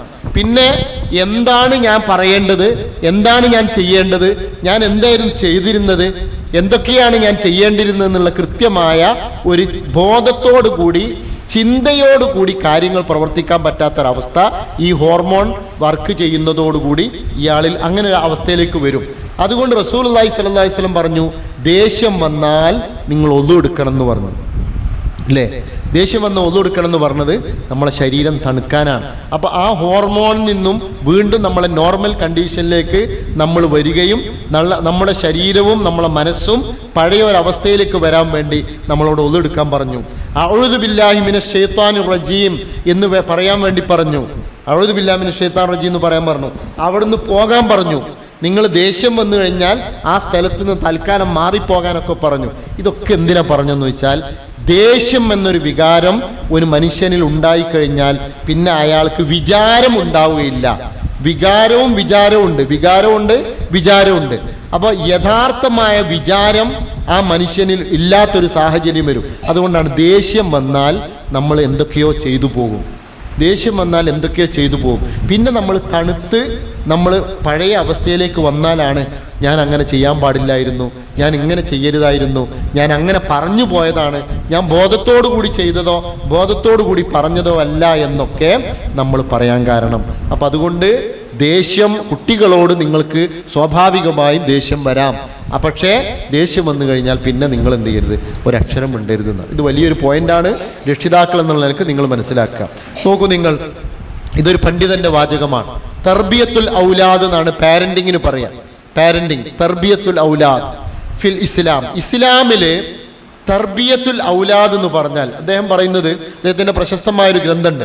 ജീവിച്ചിരിക്കുന്ന ഒരു പണ്ഡിതനാണ്, സൗദി അറേബ്യയിലുള്ള അബ്ദുറഹ്മാൻ അബ്ദുൽ അൽ അരീഫി എന്ന് പറയുന്ന വളരെ പ്രസിദ്ധനായ ഒരു പണ്ഡിതൻ. അദ്ദേഹത്തിന്റെ ഖുതുബകളും പ്രസംഗങ്ങളൊക്കെ ധാരാളം പുസ്തകങ്ങളൊക്കെ എഴുതിയ ഒരാളാണ്. അദ്ദേഹം പറയാണ് തർബിയത്തുൽ ഔലാദ് ഫിൽ ഇസ്ലാം. ഇസ്ലാമില് പാരന്റിങ് എന്ന് പറഞ്ഞാൽ, കുട്ടികളെ വളർത്തുക എന്ന് പറഞ്ഞാൽ ജുസ്ഉം മിൻ സആദതിക്, നിന്റെ ജീവിതത്തിലെ സആദത്തിന്റെ, സൗഭാഗ്യത്തിന്റെ ഏറ്റവും പ്രധാനപ്പെട്ട ഒരു ഭാഗം എന്ന് പറഞ്ഞാൽ എന്താണെന്നറിയോ?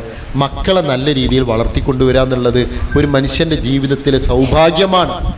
വസലാമത്തിക്, നിന്റെ സമാധാനവുമായി ബന്ധപ്പെട്ടതാണ്. വഖുറത്തു ഐനിക്, നിന്റെ കൺകുളിർമ, നിന്റെ ജീവിതത്തിലെ നിന്റെ സമാധാനവും നിന്റെ സ്വസ്ഥതയും, നിന്റെ ജീവിതത്തിലെ ഏറ്റവും വലിയ സമാധാനം, സ്വസ്ഥത, ആശ്വാസം, നിന്റെ ജീവിതത്തിൽ ഒരു സമാധാനം എന്നൊക്കെ പറയുന്നത്, സൗഭാഗ്യം എന്ന് പറയുന്നത് മക്കളെ നല്ല രീതിയിൽ വളർത്തി അവരെ പഠിപ്പിച്ച് അവരെ മാന്യമായ രീതിയിൽ വളർത്തിക്കൊണ്ടുവരികയും അതിൽ സമാധാനവും സന്തോഷവും ഉണ്ടാകുന്ന ഒരവസ്ഥ ഉണ്ടാവുക എന്നുള്ളതാണ് ഒരു മുസ്ലിമായ പേരൻറ്റിനെ സംബന്ധിച്ചിടത്തോളം, ഒരു മുസ്ലിമായ രക്ഷിതാവിനെ സംബന്ധിച്ചിടത്തോളം ഏറ്റവും പ്രധാനപ്പെട്ട ഒരു സംഗതിയാണെന്ന്.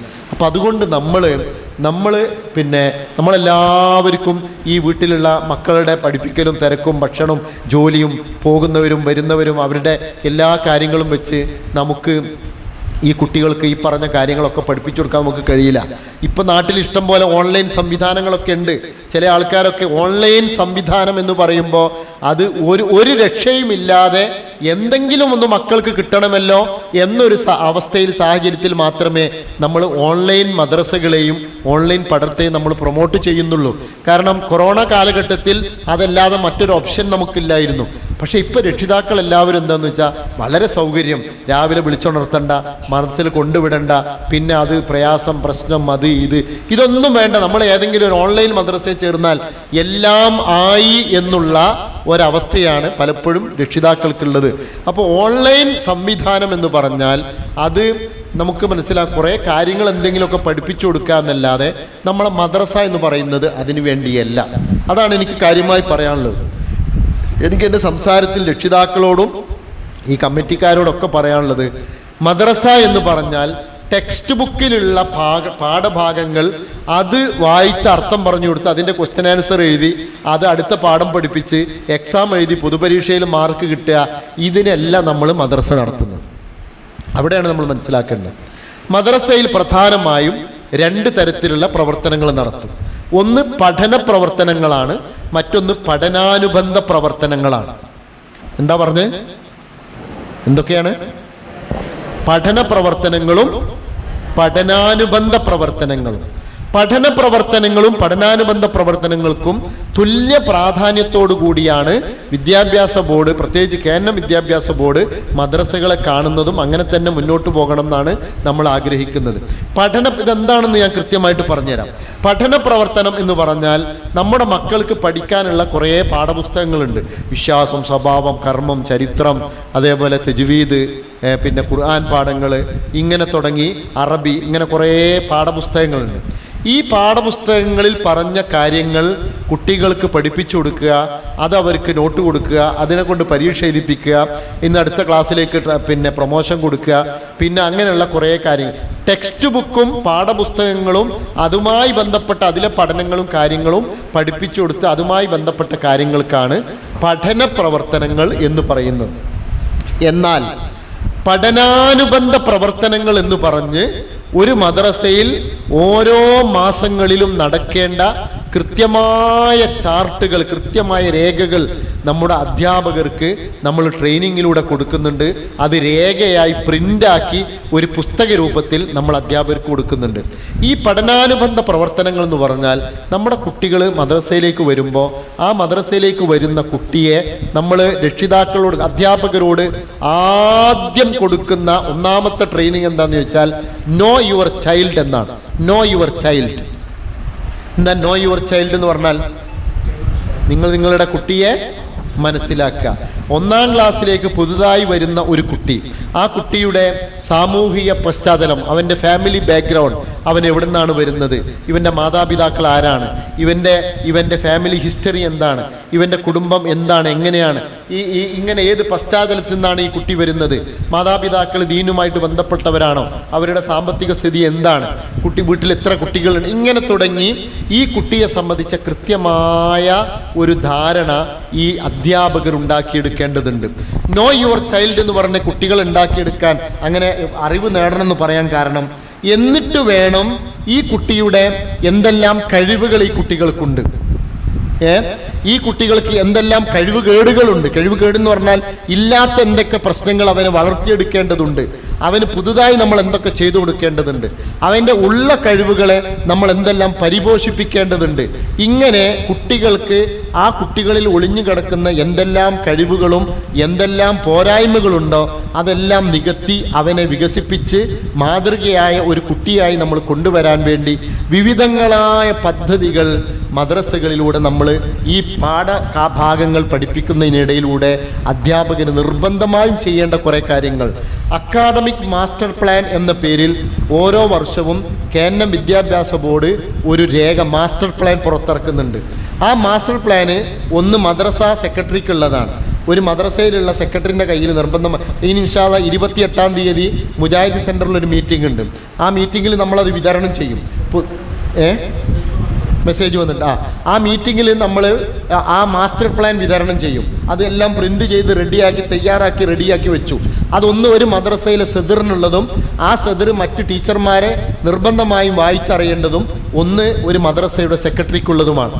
ഞാനീ പറഞ്ഞു വരുന്നത് നമ്മുടെ മദ്രസ സംവിധാനം എത്രമാത്രം സയൻറ്റിഫിക്കായും എത്രമാത്രം വ്യവസ്ഥാപിതമായും നടന്നു പോകുന്നുണ്ട് എന്നുള്ളത് നമ്മുടെ പല രക്ഷിതാക്കളും പല നാട്ടുകാർക്കും അറിയില്ല. പലരും ഇപ്പോഴും ഒരു 40 കൊല്ലം മുമ്പത്തെ മദ്രസ പോലെ കുട്ടികൾ അങ്ങനെ മദ്രസ പോകുന്നുണ്ട്, അവിടെ എന്തൊക്കെയോ പഠിക്കുന്നുണ്ട് വരുന്നുണ്ട് എന്നല്ലാതെ ഇപ്പോൾ നമ്മളെ കേന്ദ്ര വിദ്യാഭ്യാസ ബോർഡും അതിൻ്റെ മദ്രസയും എവിടെ എത്തി നിൽക്കുന്നു എന്നുള്ളത് നമ്മൾ അറിയുമ്പോഴാണ് ഈ കുട്ടികളെ ഇവിടേക്ക് നിർബന്ധമായും പറഞ്ഞയക്കേണ്ടത് എൻ്റെ ബാധ്യതയാണെന്ന് നിങ്ങൾക്ക് ബോധ്യപ്പെടുക. അതിനാണ് ഞാൻ ഇത്രയും ഇനിയുള്ള കുറച്ച് കാര്യങ്ങൾ പറയുന്നത്. അപ്പോൾ ഈ അക്കാദമിക് മാസ്റ്റർ പ്ലാനിൽ ഒരു കൊല്ലം ഒരു മദ്രസയിൽ നടക്കേണ്ട എന്തെല്ലാം പരിപാടികൾ, എന്തെല്ലാം പ്രോഗ്രാമുകൾ, എന്തെല്ലാം പദ്ധതികളുണ്ട് എന്നുള്ളത് കൃത്യമായി നമ്മുടെ ഈ രക്ഷിതാക്കൾക്കും സെക്രട്ടറിക്കും അവർക്കും നമ്മൾ അറിയിപ്പ് കൊടുക്കുന്ന ഒരു രേഖയാണത്. എന്നിട്ട് നമ്മുടെ മദ്രസയിൽ നടക്കുന്ന 2-3 പ്രധാനപ്പെട്ട പദ്ധതികൾ, ഒന്ന് അന്നുജൂം ടാലൻറ്റ് എക്സ്പ്ലോർ എക്സാം എന്ന് പറയുന്ന പേരിൽ ഒരു എക്സാം നടക്കുന്നുണ്ട്. അന്നുജൂം എക്സാം എന്നാണ് അതിന് പറയുക. ഇത് എന്താണെന്നുള്ളത് പലരും കേട്ടിട്ടുണ്ടാവില്ല, പലരും അത് മനസ്സിലാക്കിയിട്ടുണ്ടാവില്ല. അന്നുജൂം പരീക്ഷ എന്ന് പറയുന്നത് 5ാം ക്ലാസ്സിലെ പൊതുപരീക്ഷ എഴുതി പാസ്സായ 50% മാർക്ക് വാങ്ങിയ ഒരു കുട്ടി, ഇപ്പം അവൻ 6ാം ക്ലാസ്സിലാണുള്ളത്. 6ാം ക്ലാസ്സിലേക്ക് എത്തി നിൽക്കുന്ന കുട്ടികൾക്ക് കേരള സംസ്ഥാന അടിസ്ഥാനത്തിൽ മൊത്തം നടത്തുന്ന ഒരു എക്സാമുടെ ഒരു പരീക്ഷയാണ് അന്നുജൂം ടാലൻറ്റ് എക്സാം. ഇതിൽ 5ാം ക്ലാസ്സിലെ English, mathematics, EVS, SS, general knowledge, അതേപോലെ തന്നെ മദ്രസയിലെ 5ാം ക്ലാസ്സിലെ പാഠപുസ്തകങ്ങൾ, 6ാം ക്ലാസ്സിൽ ഫസ്റ്റ് ടേമിൽ അവൻ പഠിച്ച പാഠഭാഗങ്ങൾ വെച്ചിട്ടുള്ള 100 മാർക്കിൻ്റെ ഒരു ഒബ്ജക്റ്റീവ് ടൈപ്പ് ക്വസ്റ്റ്യൻ ഉണ്ടാവും. അതിൽ ഇംഗ്ലീഷ്, EVS, മാത്സ്, സ്കൂൾ സബ്ജക്റ്റുകളെല്ലാം ഉണ്ടാവും. അതിന് കൃത്യമായൊരു പ്രായപരിധി ഉണ്ട്. 13 വയസ്സിൽ കൂടാൻ പാടില്ല എന്നൊരു പ്രായപരിധി ഉണ്ട്.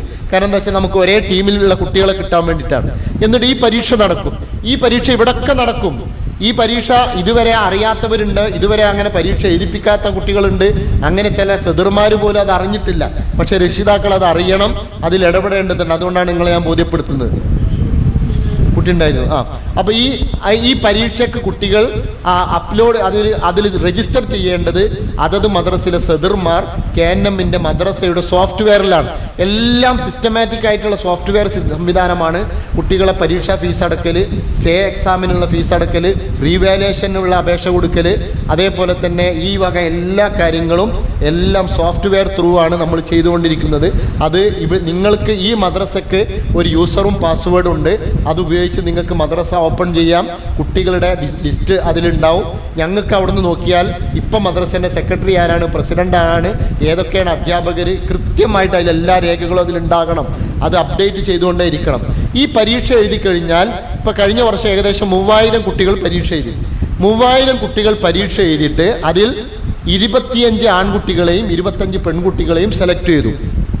50 കുട്ടികളെ സെലക്ട് ചെയ്തിട്ട് ഈ 50 കുട്ടികളെയും രക്ഷിതാക്കളെയും നമ്മൾ വിളിച്ചു വരുത്തി. 50 കുട്ടികളെയും രക്ഷിതാക്കളെയും വിളിച്ചു വരുത്തിയിട്ട് ഇതിൽ 6 കുട്ടികൾക്ക് ഒരു മെന്റർ എന്ന രീതിയിൽ നന്നായി ട്രെയിനിങ് കൊടുത്ത നല്ല കഴിവുള്ള പ്രഗത്ഭയായ ഒരു സീനിയർ ആയിട്ടുള്ള ഒരു മെന്ററെ ഇവർക്ക് ഏൽപ്പിച്ചു കൊടുക്കും. എന്നിട്ട് 2 മാസ കാലയളവ്, നോമ്പൊക്കെ അതിലാണ് വരിക. ഈ 2 മാസ കാലയളവിൽ ഈ 50 കുട്ടികൾക്കും വ്യത്യസ്തങ്ങളായ പ്രോഗ്രാമുകൾ കൊടുക്കും. അതിൽ ഹിഫ്ളാക്കാനുള്ള പോർഷൻ ഉണ്ടാവും. അതേപോലെ തന്നെ ചില പുസ്തകങ്ങൾ അവർക്ക് കൊടുത്തിട്ട് അത് വായിച്ച് അതിൻ്റെ റിവ്യൂ തയ്യാറാക്കാനുണ്ടാവും. അതേപോലെ തന്നെ ഈ 2 മാസത്തേക്കുള്ള എല്ലാ ദിവസത്തെയും ന്യൂസ് പേപ്പറുകൾ, പത്രങ്ങൾ വായിച്ച് അതിൻ്റെ കുറിപ്പ് തയ്യാറാക്കാനുണ്ടാവും. അങ്ങനെ തുടങ്ങി ക്വിസ് കോമ്പറ്റീഷനുകൾ ഉണ്ടാവും. വ്യത്യസ്തമായ ടെസ്റ്റുകൾ 2 മാസങ്ങളിലായിട്ട് വീടുകളിൽ വെച്ച് ഈ മെന്റർമാർ ഓൺലൈനായിട്ട് നടത്തും. അത് കഴിഞ്ഞാൽ പിന്നെ 3 ദിവസം നീണ്ടു നിൽക്കുന്ന ഒരു റെസിഡൻഷ്യൽ ക്യാമ്പാണ്. ഈ റെസിഡൻഷ്യൽ ക്യാമ്പിൽ വെച്ച് ഈ കുട്ടികളെ വ്യത്യസ്തങ്ങളായ പരീക്ഷകളിലൂടെ, വ്യത്യസ്തങ്ങളായ ടെസ്റ്റുകളിലൂടെ ഇവരെ നമ്മൾ ഇവാലുവേറ്റ് ചെയ്യും. അതിൽ കുട്ടികൾ ഈ പവർ പോയിന്റ് പ്രസൻറ്റേഷൻ ഉണ്ടാവും, പ്രസംഗങ്ങൾ ഉണ്ടാവും, രചനകൾ ഉണ്ടാവും, എല്ലാം ആക്ടിവിറ്റികൾ ഉണ്ടാവും. ഇങ്ങനെ മൊത്തത്തിൽ ഈ 50 കുട്ടികളെ ആദ്യം നടത്തിയ 2 മാസത്തെ ടെസ്റ്റുകളും ഈ 3 ദിവസം നീണ്ടു നിൽക്കുന്ന 10ഓളം വ്യത്യസ്തമായ പരീക്ഷകളിലൂടെ കടന്ന് അതിൽ നിന്ന് 30 കുട്ടികളെ തിരഞ്ഞെടുക്കും.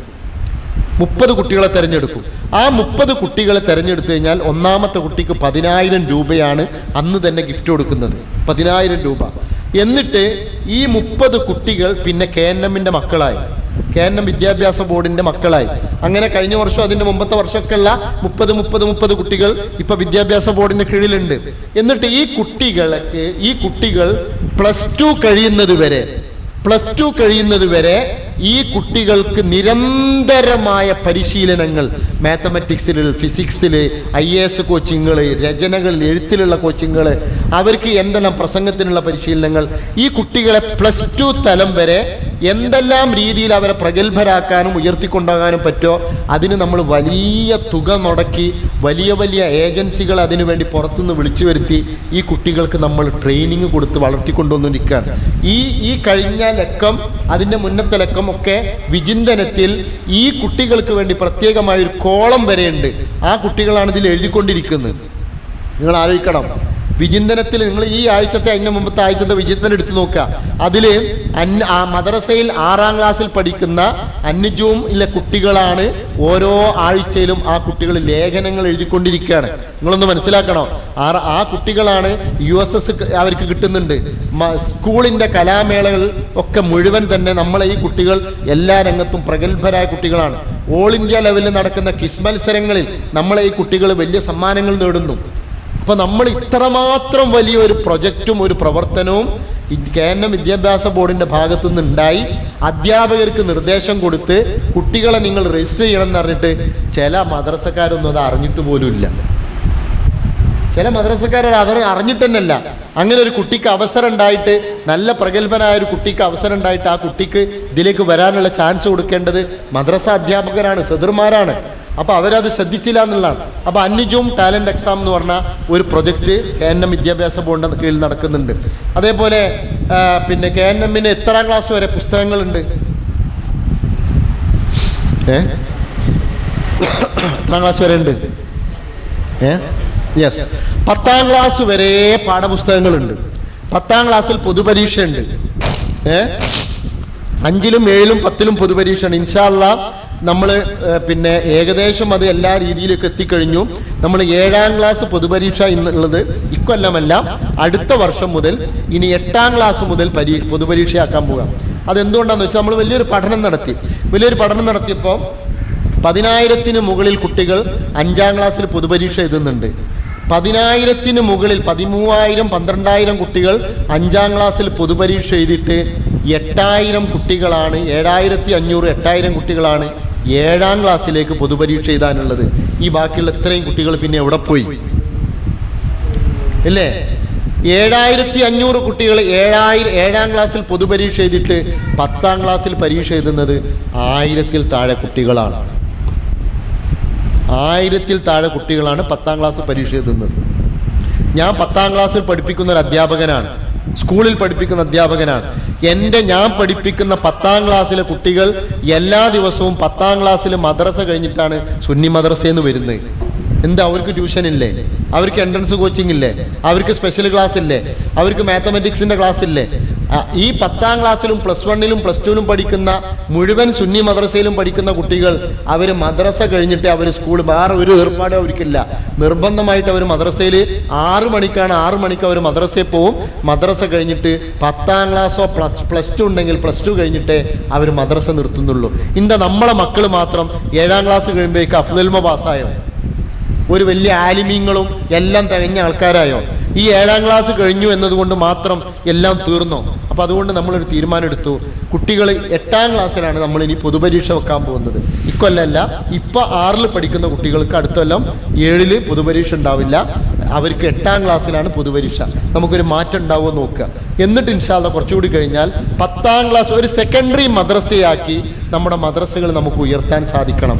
കാരണം 8ാം ക്ലാസ് മുതൽ 10ാം ക്ലാസ് വരെയുള്ള കുട്ടികളുടെ പ്രായം എന്ന് പറഞ്ഞാൽ ആ പ്രായത്തിലാണ് ശരിക്കും മദ്രസ കിട്ടേണ്ടത്. കുട്ടികൾക്ക് കൗമാര കാലഘട്ടത്തിലും കൗമാര പ്രായത്തിലുമാണ് കുട്ടികൾക്ക് മദ്രസ യഥാർത്ഥത്തിൽ കിട്ടേണ്ടത്. നിങ്ങൾ 8ാം ക്ലാസ്സിലെ ടെക്സ്റ്റ് ബുക്ക് ഒന്ന് എടുത്തു നോക്ക്. 8ാം ക്ലാസ്സിലെ പാഠപുസ്തകങ്ങൾ ഇൻഷാ അല്ലാഹ് അടുത്ത കൊല്ലം 9, 10 പുസ്തകങ്ങൾ മാറാൻ പോവുകയാണ്. ഉമ്മമാർക്ക് വേണ്ടി കേന്ദ്ര വിദ്യാഭ്യാസ ബോർഡ് ഈ വർഷം മുതൽ പുതിയൊരു കോഴ്സ് തുടങ്ങുന്നുണ്ട്. മദ്രസയിലെ കുട്ടികളുടെ ഉമ്മമാർക്ക് വേണ്ടി ഒരു ഡിപ്ലോമ കോഴ്സാണ്. ലോവർ ഡിപ്ലോമ കോഴ്സും ഹയർ ഡിപ്ലോമ കോഴ്സും. 2 മുതൽ 4 വരെ മദ്രസ പാഠപുസ്തകങ്ങൾ പഠിക്കാനുള്ളൊരവസരം, എന്നിട്ടൊരു പരീക്ഷ. 5 മുതൽ 8 വരെയുള്ള പാഠപുസ്തകങ്ങൾക്ക് വേണ്ടി അതിൻ്റെ ഹയർ പരീക്ഷ. നിങ്ങൾക്കതിന് ഓൺലൈനായിട്ട് ക്ലാസ്സുകൾ ഉണ്ടാവും. നിങ്ങൾക്കതിൻ്റെ സ്റ്റഡി മെറ്റീരിയലുകൾ നിങ്ങൾക്ക് അയച്ചു തരും. എന്നിട്ട് നിങ്ങളെ പരീക്ഷ നടത്തും. നിങ്ങൾക്ക് അസൈൻമെൻറ്റ് ഉണ്ടാവും. ചെറിയൊരു ഫീസൊക്കെ അതിൻ്റെ പരീക്ഷാ ഫീസൊക്കെ ആയിട്ട് വാങ്ങും. എന്നിരുന്നാലും മദ്രസയിൽ പഠിക്കുന്ന നമ്മുടെ കുട്ടികളുടെ മുഴുവൻ ഉമ്മമാരും നമ്മുടെ പാഠപുസ്തകങ്ങളൊന്ന് വായിക്കണം, അത് പഠിക്കണം. അത് മക്കളെ സഹായിക്കാൻ നിങ്ങളെ പ്രാപ്തരാക്കുക എന്ന ലക്ഷ്യത്തോടു കൂടി നിങ്ങൾക്ക് വേണ്ടി ഒരു പ്രത്യേക കോഴ്സ് തന്നെ വിദ്യാഭ്യാസ ബോർഡ് ആവിഷ്കരിച്ച് മാസ്റ്റർ പ്ലാനിൽ അതിൻ്റെ വിശദമായ രൂപങ്ങൾ വരുന്നുണ്ട്. ഇപ്പോൾ 10ാം ക്ലാസ് വരെ മദ്രസയിലുള്ള പാഠപുസ്തകമുണ്ട്. 5ാം ക്ലാസ് വരെ ഈ മുഴുവൻ പാഠപുസ്തകങ്ങളുടെയും ഇംഗ്ലീഷ് ടെക്സ്റ്റ് ബുക്കുകളുണ്ട്. 6ഉം 7ഉം ഇൻഷാ അല്ലാഹ് ഉടനെ തന്നെ പുറത്തിറങ്ങും. ഇംഗ്ലീഷിൽ പരീക്ഷ നടക്കുന്നുണ്ട്. ഇംഗ്ലീഷിൽ കുട്ടികൾക്ക് പരീക്ഷ എഴുതാനുള്ള അവസരമുണ്ട്. ഇംഗ്ലീഷിലുള്ള മദ്രസകൾ എത്രയോ, ഗൾഫിലല്ല കേരളത്തിൽ തന്നെ എത്രയോ ഇംഗ്ലീഷിലുള്ള മദ്രസകൾ നടക്കുന്നുണ്ട്. 1 മുതൽ 7 വരെ തമിഴ് ഭാഷയിൽ നമുക്ക് പാഠപുസ്തകമുണ്ട്. 1 മുതൽ 7 വരെ കന്നഡ ഭാഷയിൽ നമുക്ക് പാഠപുസ്തകമുണ്ട്. ഇതൊക്കെ ഞാൻ പറയുന്നത് എന്താണെന്ന് വെച്ചാൽ നമ്മളുടെ വിദ്യാഭ്യാസ ബോർഡും മദ്രസയും എവിടെയാണ് എത്തി നിൽക്കുന്നത് എന്നുള്ളത് നിങ്ങൾക്കൊരു ബോധം ഉണ്ടാകാൻ വേണ്ടിയിട്ടാണ്. കണ്ണ് കാണാത്ത കുട്ടികൾക്ക് പഠിക്കാൻ വേണ്ടി ബ്രെയിലി ലിപിയിൽ 1 മുതൽ 10ാം ക്ലാസ് വരെയുള്ള മുഴുവൻ പുസ്തകങ്ങളുടെയും കണ്ണ് കാണാത്ത കുട്ടികൾക്കുള്ള ടെക്സ്റ്റ് ബുക്കുകൾ നമ്മളെ വിദ്യാഭ്യാസ ബോർഡിൻ്റെ കീഴിലുണ്ട്. കേരളത്തിലുള്ള എത്രയോ അന്ധവിദ്യാലയങ്ങളിൽ, മുസ്ലിം മാനേജ്മെൻറ്റ് നടത്തുന്ന അന്ധവിദ്യാലയങ്ങളിൽ മദ്രസ പാഠപുസ്തകമായിട്ട് നമ്മളെ പുസ്തകമാണ് പഠിപ്പിക്കുന്നത്. ഞാൻ ഇത്രയും പറഞ്ഞെന്തുകൊണ്ടറിയോ, നമ്മളെ കുട്ടികൾക്ക് പഠനാനുബന്ധ പ്രവർത്തനങ്ങൾ എന്ന് പറഞ്ഞ് ക്ലാസ് റൂമുകളിൽ കുറേ കാര്യങ്ങൾ നടക്കണം. സർഗമേള എന്ന് പറഞ്ഞൊരു സംഭവമല്ലേ, ഏതോ ഒരു കൊല്ലം നമ്മുടെ ഈ ഒരു ജില്ലയിൽ നിന്ന് സർഗമേളയിലേക്ക് കുട്ടികൾ പങ്കെടുത്തില്ല. അപ്പം ഞാനാണ് സംസ്ഥാന സർഗമേളയുടെ കൺവീനർ, ഞാനാണ്. അപ്പം എനിക്ക് വിളികൾ വരും. ഞാൻ ഓരോരുത്തരെ വിളിക്കും. ഓരോ ജില്ലയിലുള്ള ജില്ലാ കൺവീനർമാരെ വിളിച്ചിട്ട് എന്തുകൊണ്ട് തൃശ്ശൂർ ജില്ലയിൽ നിന്ന് കുട്ടികൾ മത്സരത്തിന് പങ്കെടുത്തില്ല? കുട്ടികൾക്ക് അവസരങ്ങൾ ഉണ്ടാകണ്ടേ? നിങ്ങൾ പിന്നെ എന്താണ് നിങ്ങളെ പണി? മദ്രസയിലെ ഉസ്താദുമാർ, അധ്യാപകർ പുസ്തകം പഠിപ്പിക്കുക, പരീക്ഷ എഴുതുക എന്നുള്ള മാത്രമല്ല, കുട്ടികളുടെ കഴിവുകൾ പ്രകടിപ്പിക്കുവാനും പ്രസംഗിക്കുവാനും പാടുവാനും എഴുതുവാനും ഒക്കെയുള്ള നിരവധി അവസരങ്ങൾ. കയ്യെഴുത്ത് മാഗസിൻ അതൊരു മത്സര ഇനമാണ്. ഇതിനൊക്കെയുള്ള അവസരങ്ങൾ, സർഗമേളക്കുള്ള അവസരങ്ങൾ നിങ്ങൾ ഉണ്ടാക്കി കൊടുക്കണം.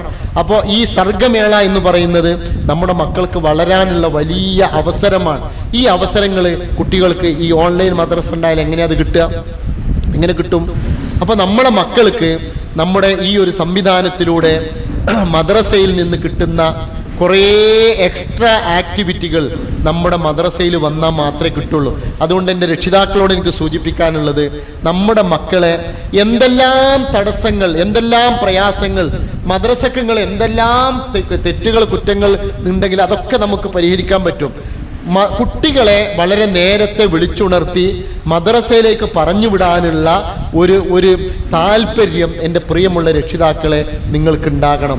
ഖുർആൻ പഠിക്കുന്ന പ്രായം എന്ന് പറഞ്ഞാൽ 2ാം ക്ലാസ്സിലും 3ാം ക്ലാസ്സിലുമാണ് ഖുർആൻ ഓതി തുടങ്ങുന്ന പ്രായം. 4ഉം 5ഉം പിന്നെ അതിൻ്റെ റെക്കറൻസ് ആണ്. അത് ആവർത്തിച്ച് കുട്ടികൾ സ്വന്തമായി ഓതേണ്ട പ്രായമാണ്. 2ലും 3ലും പഠിക്കുന്ന കുട്ടികൾ നിങ്ങൾക്കുണ്ടെങ്കിൽ നിർബന്ധമായി ഞാൻ പറയുന്നു, എല്ലാ ദിവസവും മഗ്‌രിബിന് ശേഷം ഒരു 20 മിനിറ്റെങ്കിലും കുട്ടികളുടെ കൂടെ ഖുർആൻ ഓതാൻ രക്ഷിതാക്കൾ ഇരുന്നിരിക്കണം.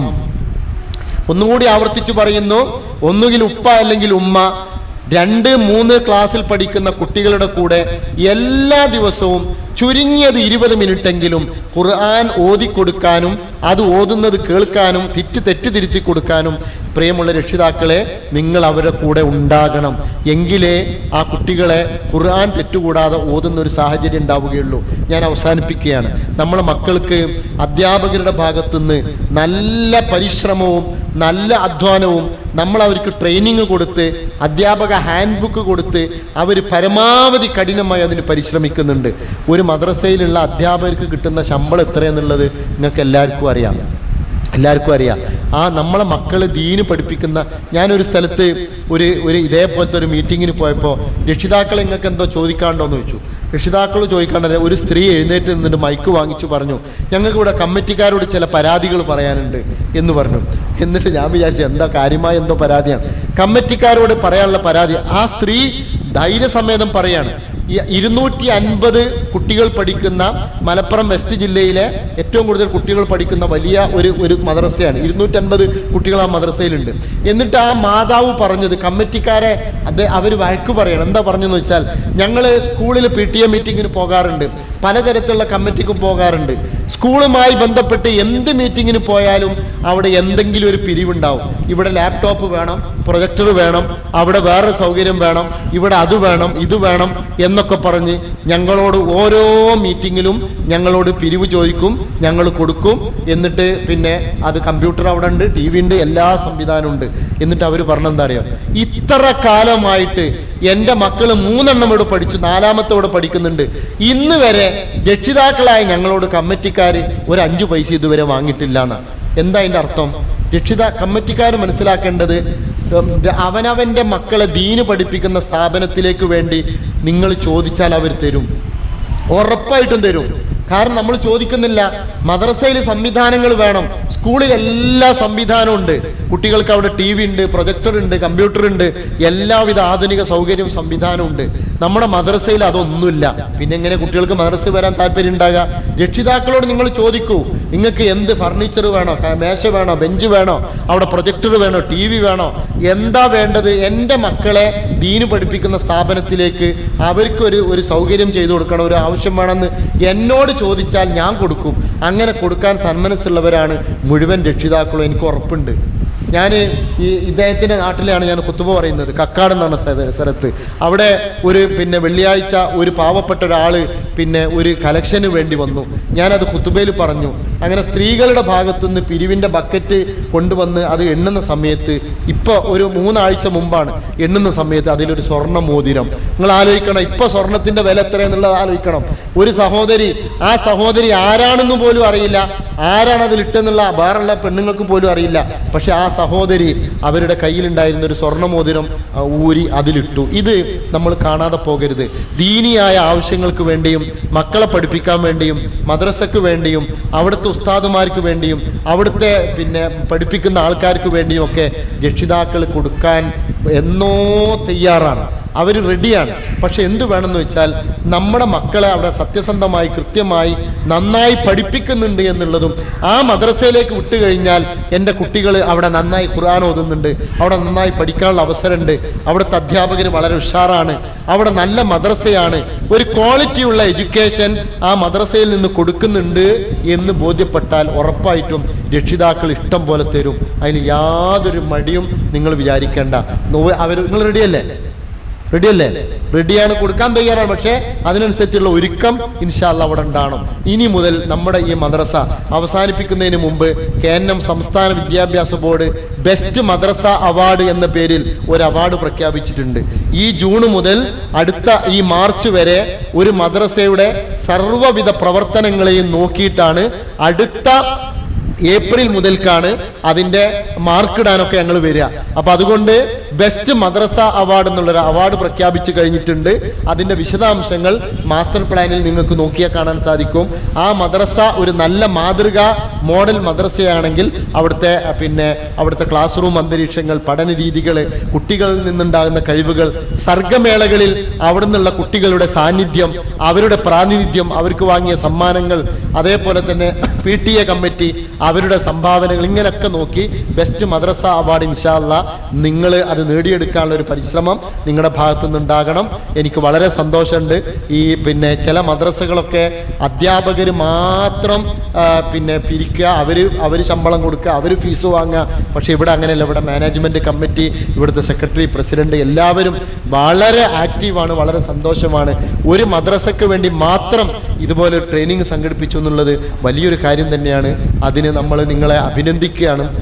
അള്ളാഹു നമ്മളെ മക്കളെ ഈ ഒരു മദ്രസ പഠനത്തിലൂടെ കുറഞ്ഞ സമയം 1.5 മണിക്കൂറാണ് നമുക്ക് ആകെയുള്ളൂ. ആ ഒരു സമയമെങ്കിലും നിങ്ങൾ ഒരു ദിവസം പോലും നഷ്ടപ്പെടാതെ നിങ്ങളെ മക്കളെ പറഞ്ഞുവിടാനും നിങ്ങളൊരു താല്പര്യം രാവിലെ അവരെ വിളിച്ചുണർത്താനും നിങ്ങൾ കാണിക്കണം. ഈ മദ്രസയോട് നമ്മളെ മക്കൾക്ക് കൂറും സ്നേഹവും ഇഷ്ടവും ഒക്കെ തോന്നാനുള്ളൊരു അവസരം ഉണ്ടാക്കണം.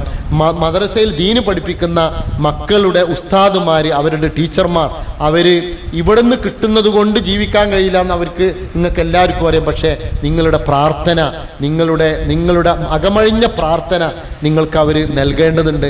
മക്കളോട് പ്രാർത്ഥിക്കാൻ വേണ്ടി നിങ്ങൾ ആവശ്യപ്പെടേണ്ടതുണ്ട്.